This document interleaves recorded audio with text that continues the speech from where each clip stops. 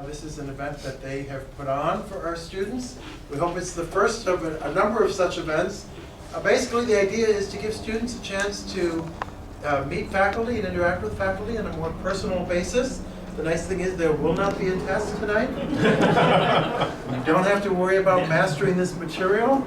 It's really kind of a chance to sort of informally touch base with faculty. And so we have two of our go-to faculty members. Is to put it simply, Dr. Angela Fontes teaches in a variety of master's programs, our Masters of Public Policy and our Masters of Predictive Analytics, which is the new and burgeoning field. And she teaches a bunch of courses. So she's probably a good person. Does it really well, too. She's a good person to get to know. And then we've got Dr. Sam Tepper, who is also a go-to faculty member for communication studies at the undergraduate level. If I took him off the schedule, they'd be hell to pay, because our students like to take his classes. I just learned from him earlier tonight that he actually was instrumental in hiring 2 SCS students in various consulting firms. He's worked for many consulting firms, so he seems unstable. You only say that because it's true. And then we also, in addition to our Student Advisory Board members here tonight, actually, could we just introduce the people who are on the Student Advisory Board? Sure. Introduce yourself, just say who you are. Hi everyone, I'm Eliza Carandang. I'm the president of the Student Advisory Board. And who else is here from the... Diamond Takudo is also our undergrad student liaison. Okay. Karen is our last year's vice president. Okay. And if Andrew is in the room, he is the president before me. Okay, great. So that's our that's our student government group. Yes. As well. Yes. The voice of students on campus.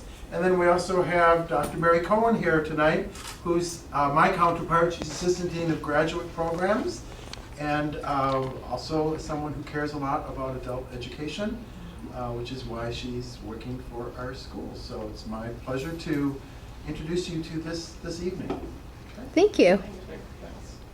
So how should we start?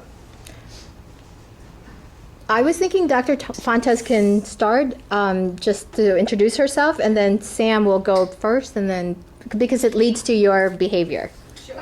Perfect. No, I'm sorry. Behavior economics. Oh my gosh. Oh, I am so sorry about that. So just by way of brief introduction, I'm Angela Fontes. I teach in 2 programs. As Dr. Kay said, I've been teaching in the Masters of Public Policy and Administration program for, Mary, how long has it been? 5? 5 years. 5 years now. I teach a number of courses, and I know them by number better than title. We've changed a couple of the titles, but I teach primarily the 406, which is the Public Policy Analysis class. I also teach 409, which is the Writing and Communications course.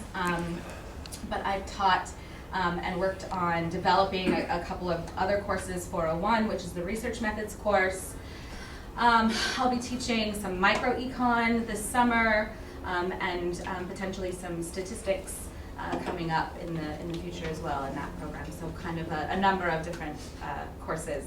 In the Masters of Science and Predictive Analytics course, program, I was thrilled to be sort of in the initial beginnings of that program, which is so exciting to be able to do. And now I teach 402, which is the Intro to Predictive Analytics and Survey Methodology course, which I adore, and that's of course an online program. In real life, as it were, I work for NORC at the University of Chicago. We're a social science research center. I'm a senior economist in the statistics and methodology department, and so I do a lot of research on a number of different topics, primarily for government sources. And so we field a lot of data, field a lot of surveys for everyone from the U.S. Census Bureau to the CDC. To Chapin Hall, we just started working with some private industry clients, and so I'll be going downstate to work with a private industry client. My PhD is in consumer behavior and family economics with a minor in sociology from the University of Wisconsin-Madison, and I have a master's and undergrad in that same field from the University of Utah. I started in retail management. I did that for about a decade before I went back to grad school, so my background is really in retail.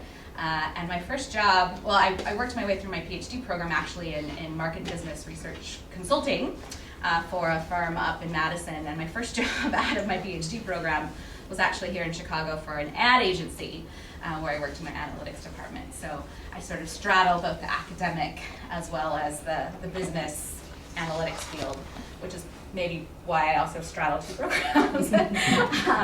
So I have loved working with Northwestern and love our graduate students, and I'm sure I would love the undergraduate students as well. I took a couple years away from Northwestern to go be tenure track faculty at a different university, I'll say, and I know, and actually came back because in part, I think I was spoiled by working with our wonderful grad students, and have been really fortunate to be able to come back and teach more frequently here. So that's a little bit about me. Thanks. We're going to have to talk about your students, and you're going to have to funnel them to me because we're definitely hiring. Everyone talks about analytics and big data, and of course, Yeah. people who know those are in high demand. So I would suggest someone take some classes from Angela. I'm Sam Tepper, obviously. I've actually been teaching at Northwestern for 20 years now, which is, if you look at CTEX online, they go back to 1993. And what you might find is that those first CTEX said, Sam may make rude and inappropriate comments in class. And I chose to either, I could change that or embrace that. And I chose to embrace that. And so I think that's why people keep coming back to take classes from me. I teach classes in bargaining and negotiations, in theories of persuasion, in professional client communications. Next quarter, we're teaching a class in sales, which I think is actually very interesting given that you think about sales running the world, right? Most organizations, their revenue is driven by sales. Right? So, but the interesting part is very few universities are actually giving anyone a degree in sales, let alone classes in sales. They're just expected to know how to do it. So they hire kids out of college maybe, or get some experience, but it also keeps me well fed simply because I am a consultant by day, and I deal with Salesforce effectiveness and marketing effectiveness and service effectiveness, and more importantly, how to grow top-line revenue while decreasing SG&A costs for organizations. So I actually have a patent in predictive modeling, around which is why I'm always fascinated by analytics. In predictive modeling, to understand what are the actions an organization needs to do in order to grow sales and decrease costs and remove organizational inhibitors to success. So I started my career off, actually I'm a wildcat through and through. I got all my degrees here, my bachelor's, my master's, and my PhD in communication studies. So outside the university, people don't necessarily know what that means, so I tell them it's basically here at Northwestern, it's an organizational behavioral social psychologist with a heavy stats research background. And they don't know what that means, so everybody at every meeting introduces me as something else. The great thing is just obviously having a degree from Northwestern is clearly gives you instant credibility, which is one of the things that I love about the school. Plus, I actually started off my undergraduate career at University of Colorado in Boulder in aerospace engineering many, many years ago. And while it was a lot of fun, there were these things that I forgot to go to called classes. So there was a lot of skiing there and some other things. And so I ended up coming back to Chicago. And one of the things I loved about Northwestern is even though I worked hard to get my 1.2 GPA at University of Colorado, Northwestern accepted me, amazingly enough. And they ended up, I got my first degree here and then went back to school. I got my MAG, was given a fellowship here to get my MA PhD, and then just kept coming back. Just, couldn't stay away. So I started off my career as a litigation consultant. I don't know if everybody saw the movie Runaway Jury. It's not so great a movie, but it's not what litigation consultants necessarily do, but what they do is pretrial venue analyses. So if you're going to sue someone in a certain venue, you go to a consultant and say, hey, where should we sue them so we have a pool who's most likely to find in our favor?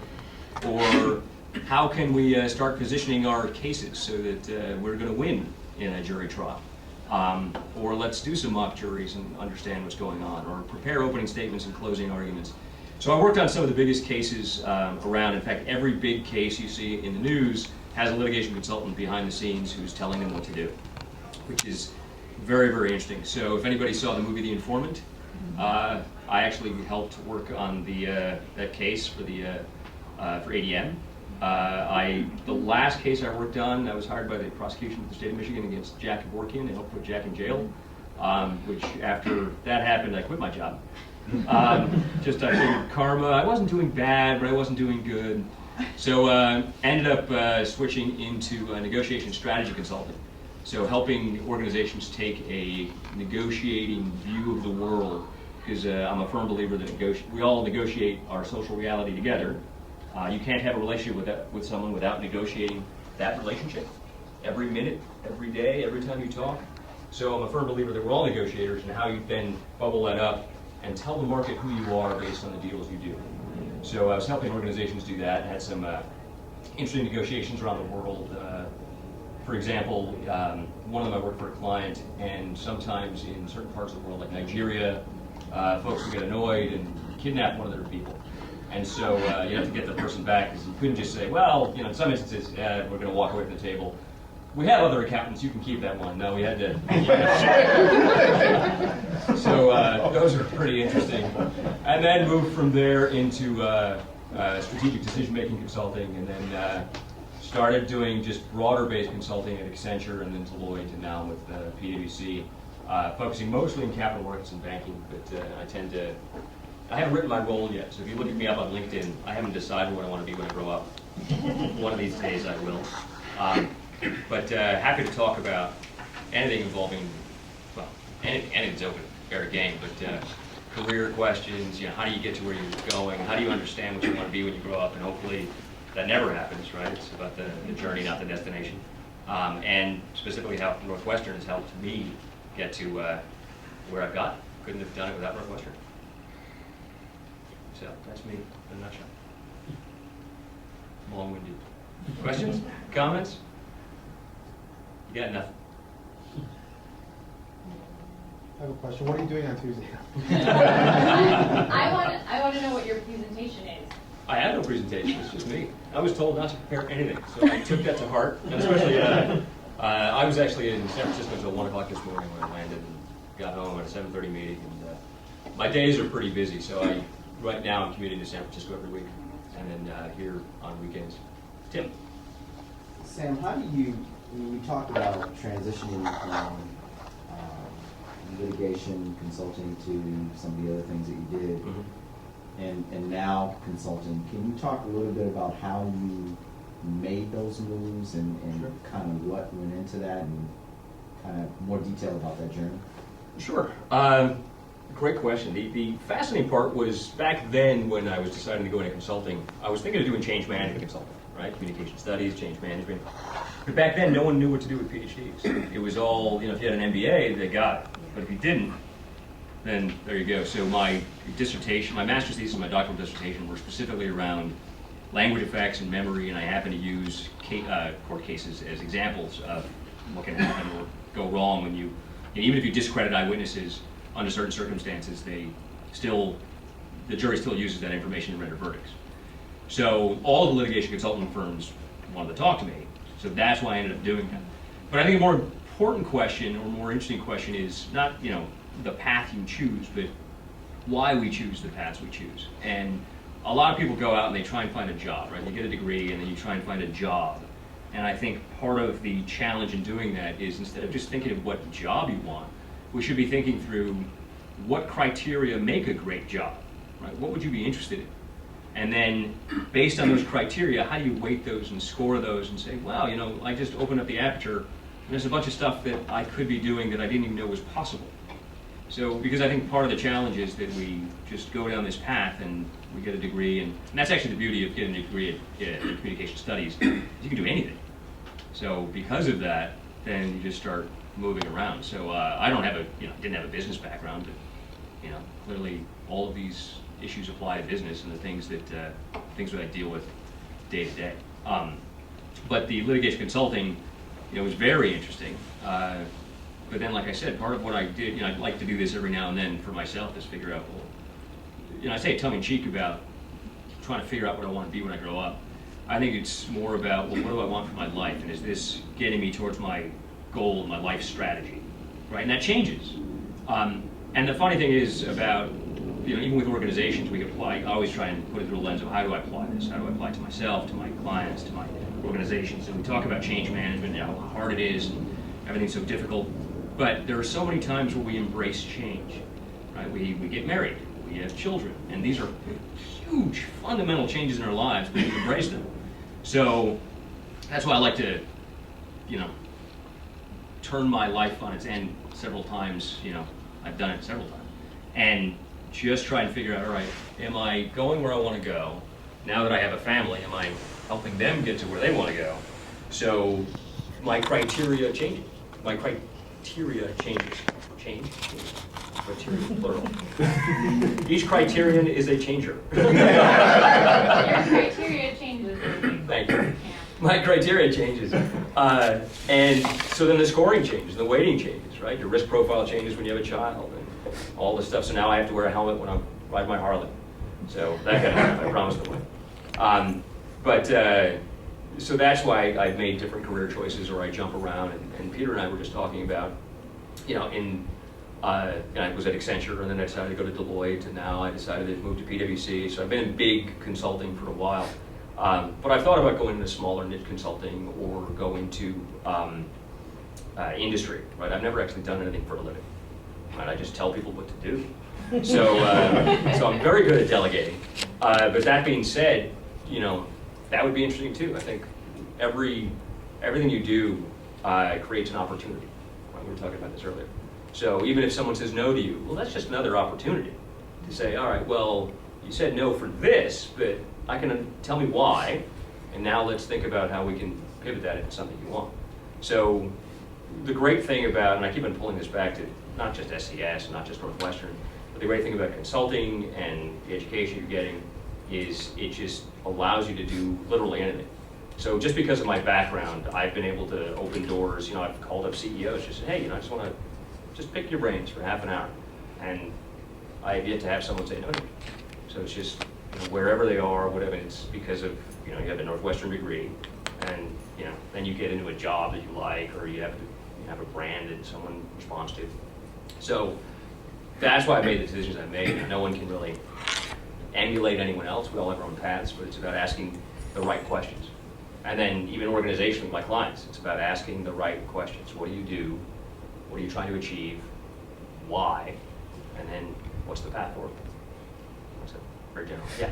You hit the crux of the conversation I entered in with Dean Cohen, is that I find myself at the very stage of life that you are. It's like you're straddling the fence and you have the potential to go in any other direction, and it seems like you've laid out a blueprint that's kind of assessing risk and reward and so forth. And so how really, the truth is how can I gauge where to go? I made a cocky comment of, I'm going to take the outside just because I want to blow it out of the water. Not Sure. because I really want to go that route, but just because I want to have that option open to me. Mm-hmm. And then, so I'm just really concerned, especially with my age, and keeping it realistic, and don't have the whole world ahead of me. So. Well, I can say that, I've probably got a few years in you. And a few, maybe surprised. But the great thing about making a decision is that you can always make another one, Mm-hmm. right? So there's no, sometimes we do put barriers in front of something that may or may not exist, may be self-imposed, even if it's age, even if it's risk profile. The worst thing that'll happen is that something else will work out, right? It does. It's just, I think part of what we always need to be doing. And I say this sort of tongue-in-cheek, it's really Will Rogers said, even if you're on the right track, if you're not moving forward, you're going to get hit by the train. So, but we don't want to confuse that with just because you're going forward doesn't mean you're making progress, right? So, I think just the key is keeping on, to your point, just keep questioning. And as you do that, you find that you make life happen for you. Do you interject passion into your evaluation? Always. Always. Has to be, right? Otherwise, it's fun. It's a passion and fun, right? If I'm not having fun, Right. then Passion is. life is too long to be bored, right? We're here for a while, so I just don't want to look back and say, man, there was that chunk right there that was a little boring. Could have been more fun, more interesting, more something. So, that's why it's good to shake it up anyway, right? Even wherever you are in your job. Think about it. It's funny because I knew someone who was telling me how she didn't like her job because her leader wasn't letting her do stuff. I was like, well, how can you think through either building buy-in, and even if your leader isn't letting you do it, well, what do you want to be doing? I mean, what is it that you're trying to get that leader to do? And what happens if you just do it anyway and show your success and then people start buying in? You know, I'm also a firm believer, I shouldn't say this on camera, I'm a firm believer in asking for forgiveness, not permission. Right, and that also helps you. Yes. So I actually, I have a question kind of related to what people have asked about, like moving in, like in between careers. So I'm currently a healthcare IT consultant, at least that's my title. But I feel, this is just what I feel like I'm a glorified analyst.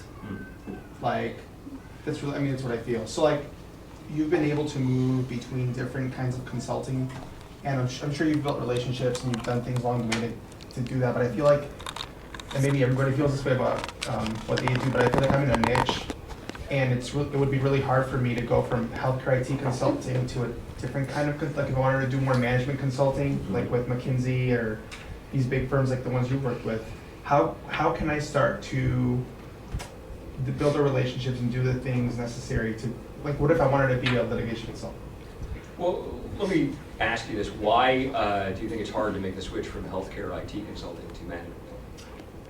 Because I don't know. So if I wanted to be a management consultant, how would I even, I mean, no experience is key, but how would I even know what to know to get to that point? I guess. Great question. There's two things I would do. One is plumb your network. Right? The way you get a job is through your network. In fact, a lot of the jobs I've gotten, there was no job posting. Right? It was just, let's just talk and find something. And then what I would also do is figure out your story, right? So one is start plumbing your network and talk to people in those different areas or in those different companies, even if it's a company. I mean, there was one guy I met just because I was thinking of going to a different consulting firm.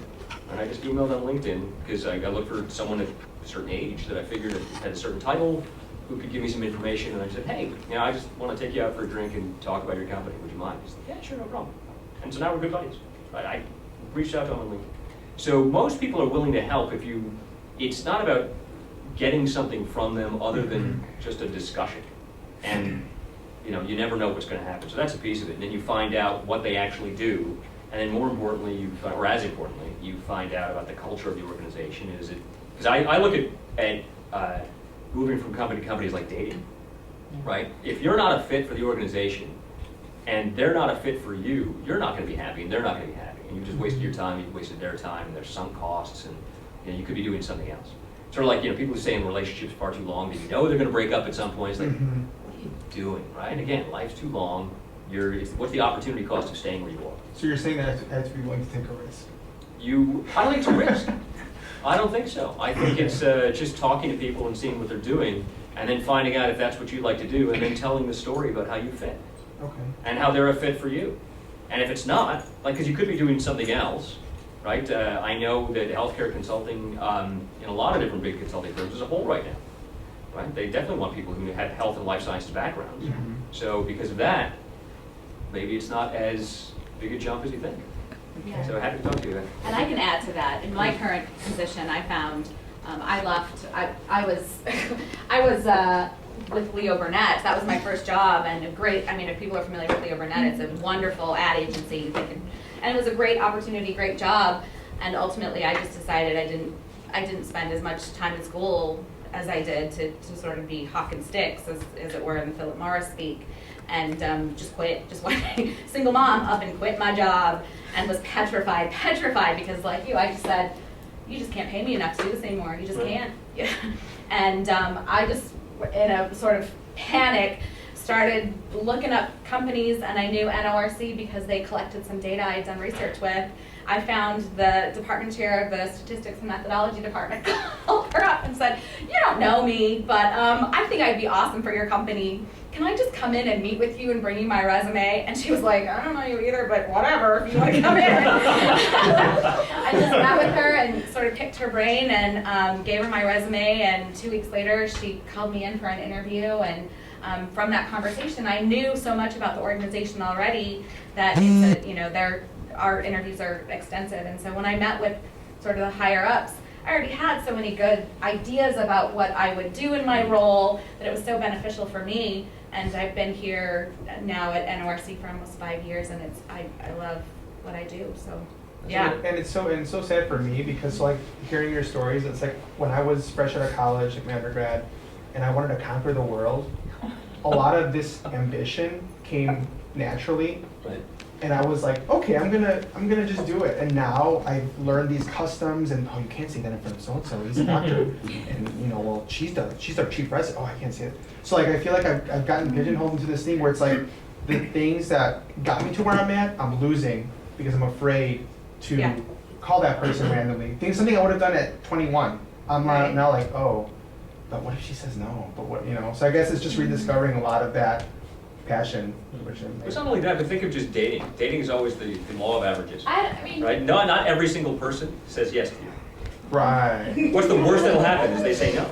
Oh no, it's not you. They don't know you. They don't know anything about you. brutal. Right? So I had the exact opposite situation. Like for the longest time, my job was based on I would search which companies had health insurance that I could have because I have a BRCA mutation, which makes you genetically predispositioned to have cancer. So health insurance was my main, because that was worth to me more than the salary for a lot of places. So now with the new healthcare thing, all of a sudden the whole world seems open to me, and I'm like, oh my gosh, I can do what I want. Wait, I'm 29. What do I want to do? Where am I going to go? What am I going to? Still a kid. So that's where I'm kind of at right now. So how do you kind of narrow down your focus?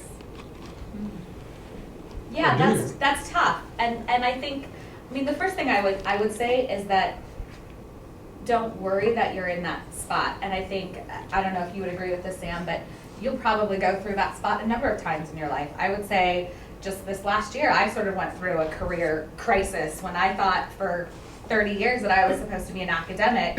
I did that for 2 years. Oh, come to find out, I sort of hate that.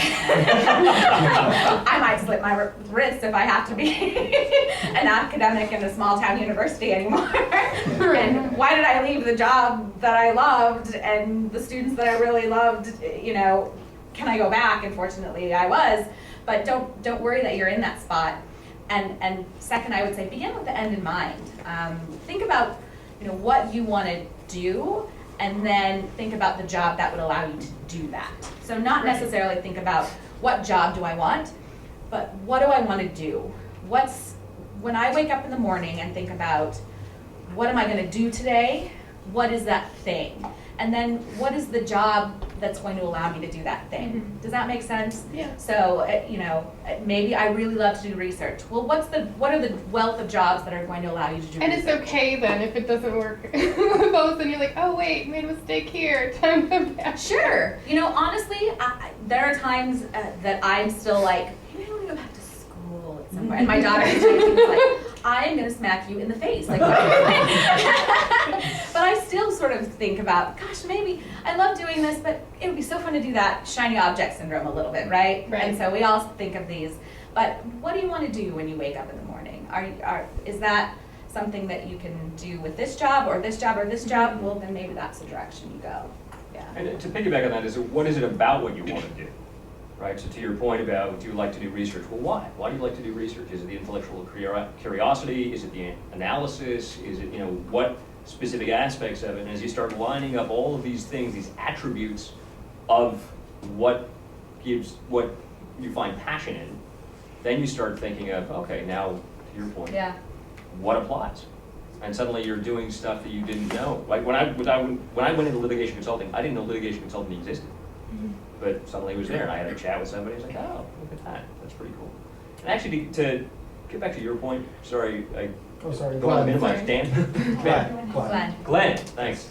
One thing that you might want to think through is when you're talking to someone, and people have said this in various ways. We all put our pants on one leg at a time, unless you're really agile, or whatever it is, but.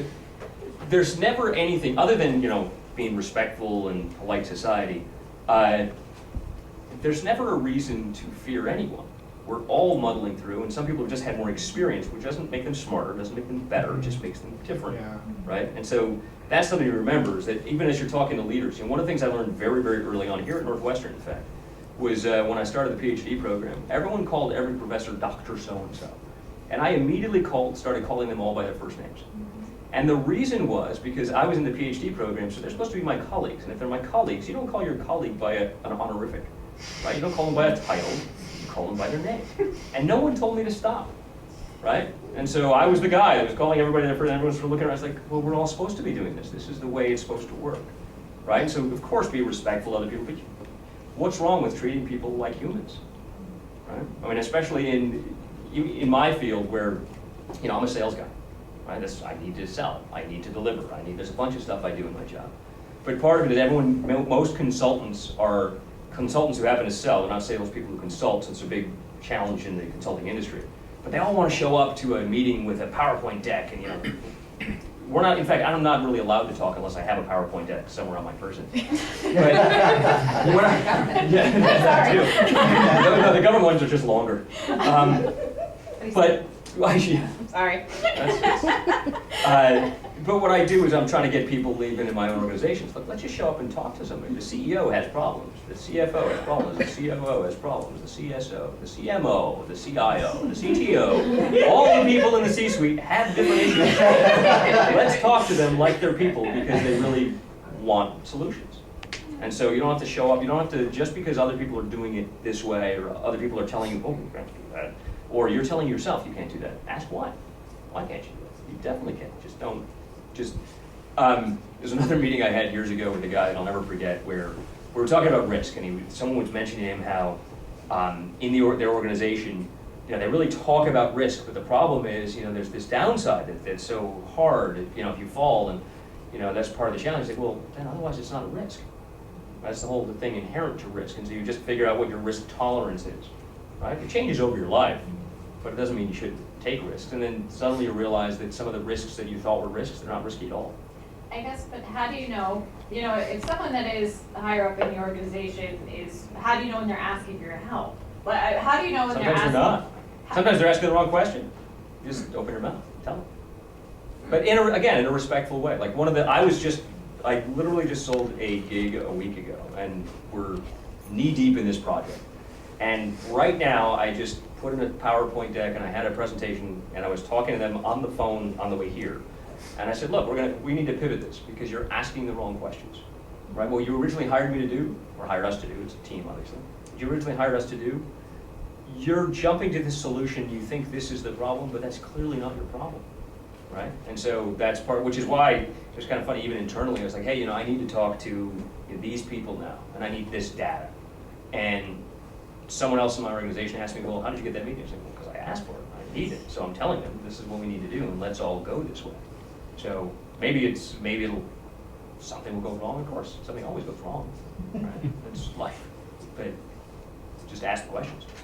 And they may not be open to it, right? So. Or have the budget for it. There's always a budget issue. Government clients. Yeah. Even the government has budget or different ways to pay for it, or maybe you can help them fund it Or themselves. there's a furlough and. Right. That's tough. This is why I try not to work with government clients. Because of that one right there.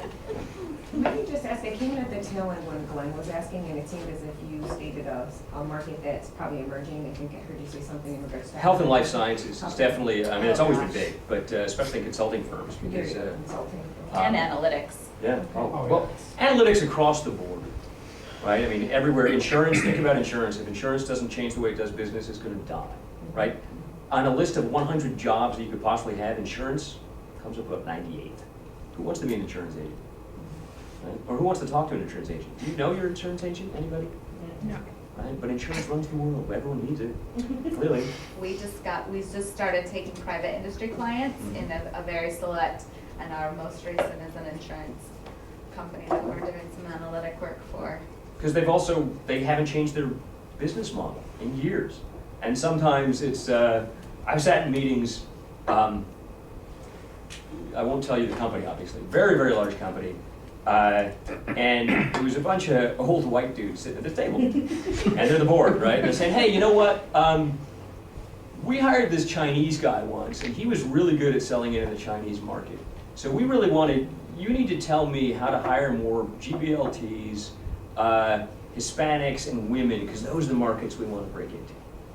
Right? It's like, to solve your problem, you need to hire more Hispanics, women, and people in the GBLT community. Like, that's not even the right, you've obviously jumped somewhere that's pretty interesting, right?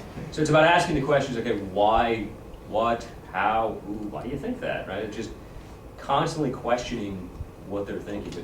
But insurance, retail, think about how retail is changing. Think about how analytics, to get to your point before, I mean, everyone's got data out there. Your purchase behavior is gold, right? Because then it predicts all this other stuff. So I've got a conundrum. Now that you're talking about all this, see, when I'm in a room full of people like this, I feel so passionate, like, yeah, I'm gonna. but then one day I'll fly to Tulsa, and so what'll happen is. I'm sorry. It gets even better. So then, you know, I'm charged. I think I was telling Liza this when we met. But I'm charged. I'm ready to go. Healthcare, yeah, you know. And then it's like they're all about getting the thing done, getting the widget built.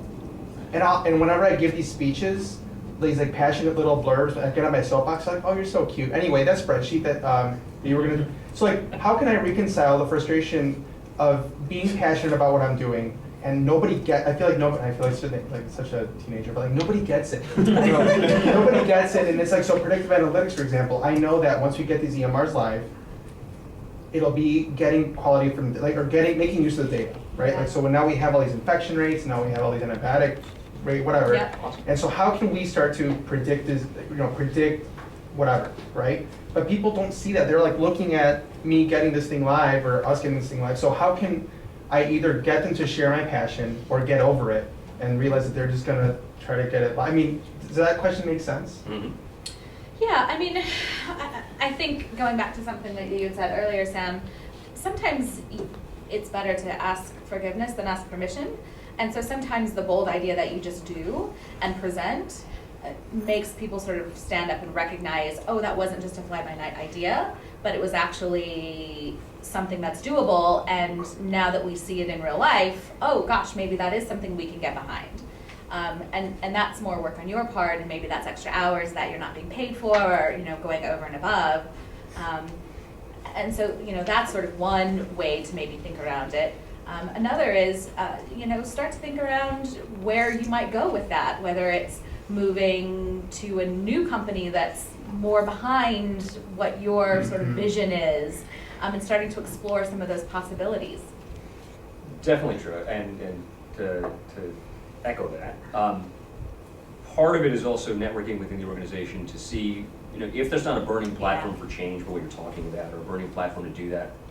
Okay, you know, you either create the burning platform yourself. I'm actually facing this right now with a client where they don't understand it if they don't change their business model, right? All they've been doing is sales has just been coming to them. They just pick up the phone, and these people are just handing them money. And that's about to stop. And they don't get it. And there's no burning platform. The people in marketing get it, in service they get it, but the sales folks, oh, that's awesome. So that's one of the reasons why I'm pivoting this project, to say you guys don't have this idea, this understanding of this burning platform for change. So if you don't, well, here's the folks that we're gonna have sponsor this and create this and change this. And so that's one way. The other piece is, you know, remember, there is no silver bullet, and it takes time. So as you're doing your work, all of our work is important. It all fits together, so let's figure that piece, but think strategically, well, where does that piece fit in? And then start thinking at this higher level, right? And at that higher level, maybe you can enact change. And to Angela's point, well, maybe it's not the right place. Right. Maybe it is. Maybe you can. Who knows? And that's like you said earlier, that you know, you're a wildcat going through, and that, Sure. and maybe, and that's what I've had some people, like a mentor told me, like, maybe you need to be at an academic medical center, maybe you need to be at a Northwestern working, you know, because they have the resources to help facilitate that. Where maybe at Tulsa, Oklahoma hospital that's run by a Catholic organization may not be the best place to. Right. So that's an option, and I think thanks for sharing that, because I think I sometimes maybe take for granted what my team does. Yeah. And I'm kind of looking at, you know, the next the squirrel, you know. Oh well, I'm like, maybe I should do this, or Shiny Right. keys. And you know, maybe it's worth finding, you know, looking internally, you know, sometimes ideas need a champion, and sometimes we're not necessarily in a position. here to champion that idea at the level it needs to be. Maybe we need to find, and so it's worth doing some internal sort of poking around to find who might be the champion for my idea. And so I can go to that person and say, I've sort of had this idea, I think you might be interested, here are the benefits, what do you think? You know, is this something worth moving forward on? Or is this something that, you know, is just not doable within an organization? And that might give you some direction in terms of, is this worth sort of pursuing further in my organization, or is maybe this worth moving on? Mm-hmm. That's definitely true. It's astounding how, you know, good ideas come from everywhere, and that's what, there are some people in the organization when they're not listening, those clearly aren't the right people, and that's an organization that's got some serious issues, right? But finding that champion, doesn't matter what level, you find one champion, find another champion, soon you're making change. Right? And you don't know who's going to be your champion. Yeah. What I like to do with every organization is at the very least find a great coach. So even right now, Or you coach for you? coach for me, Oh. right, in the organization about tell me a little bit about this person, tell me about the access I need, tell me what messages resonate. So when I talk to them, I'm already speaking their language, right? Because everybody, all of us analyze data in different ways.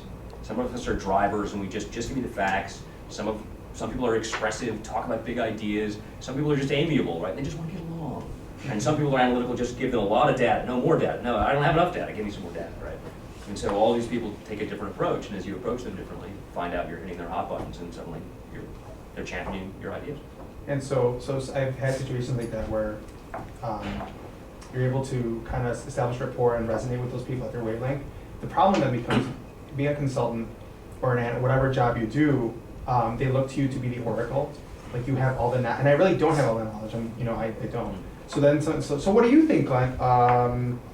Yeah, you know, if you. So how do you ever encounter those situations, and what do you? Oh my gosh. Every day? Yeah. So in my organization, we have research departments. So we have the econ department, the education department, we have 2 healthcare and health policy departments.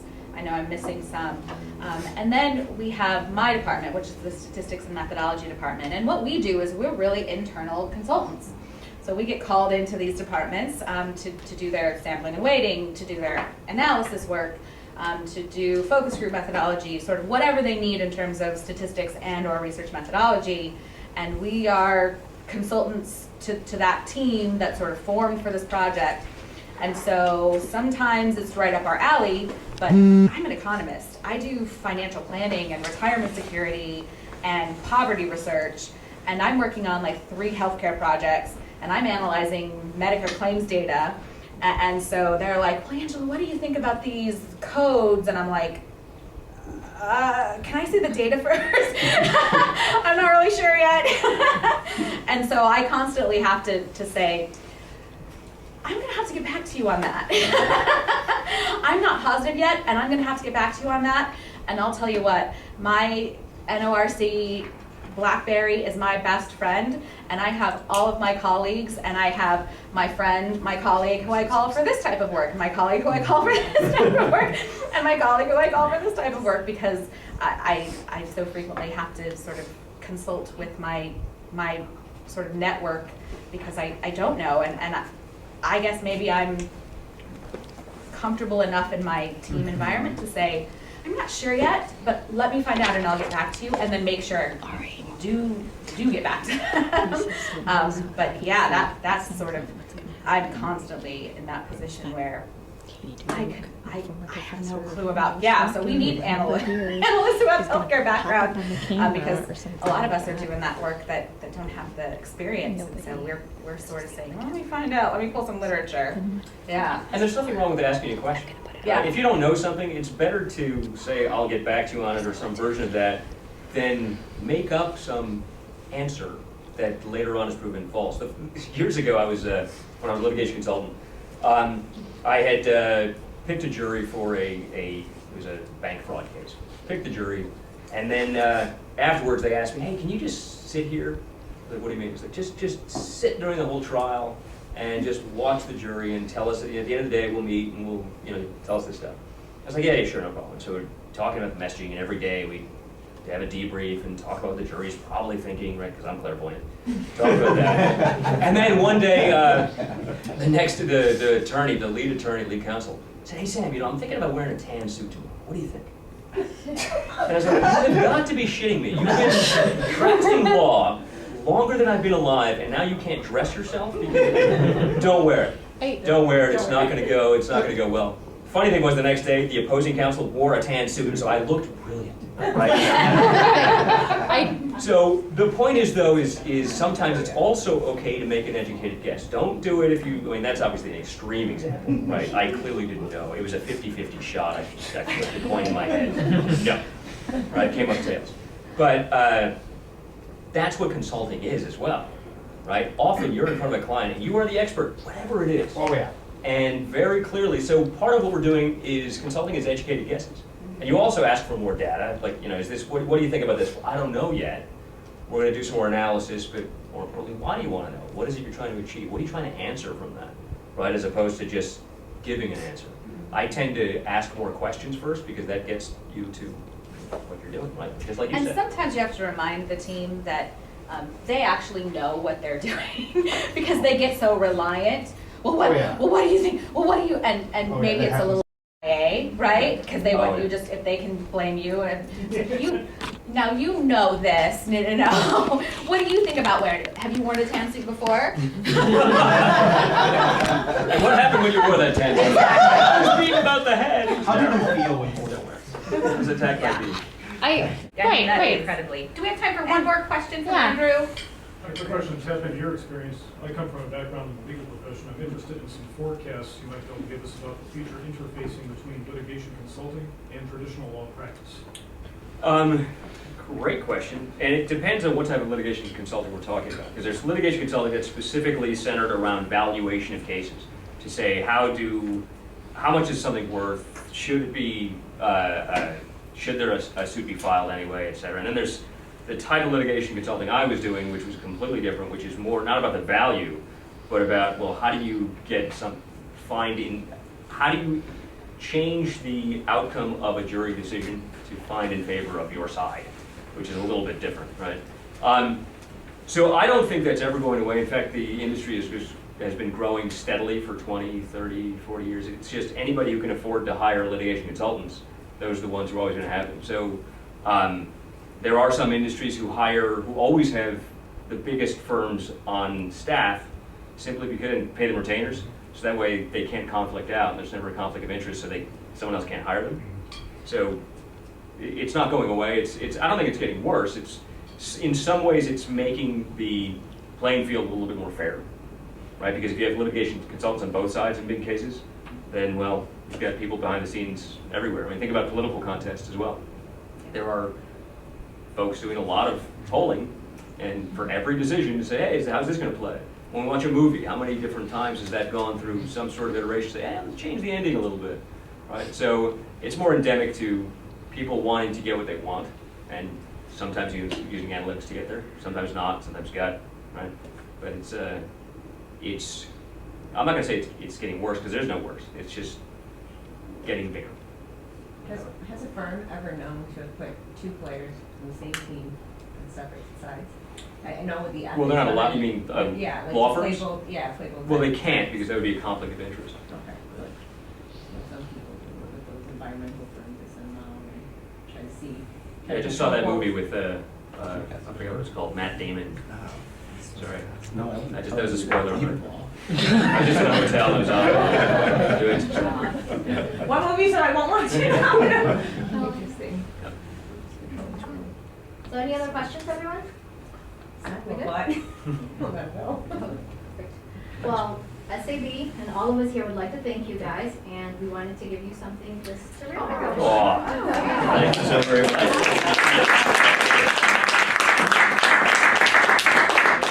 So now for the SAB Soapbox. The SAB Soapbox is going to be doing something next month. We are going to do our community outreach. We haven't exactly honed in as a team what we're going to do, but we want to probably collect stuff for like tutoringchicago.org and help them with just snacks and all, hats, mittens, whatever. Because these are the future of Northwestern. So just look out for that, okay? Thank you. Thank you, guys. Thank you.